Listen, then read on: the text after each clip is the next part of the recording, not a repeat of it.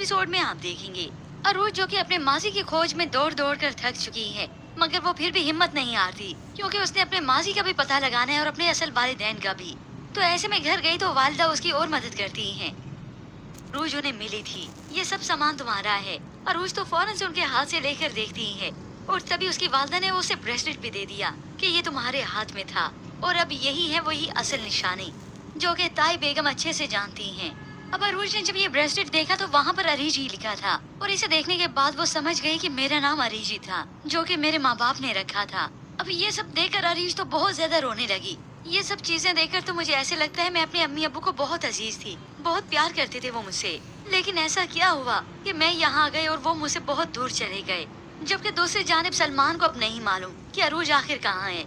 ऐसे में मेरीन बेगम को खटकने लगी हैं। वो मेरीन बेगम जिसे हर वक्त पागलपन के दौरे पड़ते थे, जज्बाती और चालें हर वक्त की अलग से चलना थी, मगर अब यही उकता चुकी हैं अरूज के इस रवैये से। क्या मतलब सलमान तुम्हें मालूम नहीं? तुम्हें पता रखना चाहिए। सलमान तो अपनी वालदा से शेयर करता है कि मुझे खुद मालूम नहीं वो क्यों परेशान है, क्या बात है मुझे नहीं पता। तो अब की बार मेरीन बेगम ने तो हुक्मन कह दिया कि इस परेशानी से या तो छुटकारा पाए या फिर इसे ठीक करे। तो अब जाकर सलमान सोचने पर मजबूर होता है। हालांकि वो तो खुद अरूज से पूछता है और उससे पूछ पूछ कर थक गया, मगर अरूज उसे कुछ नहीं बताती।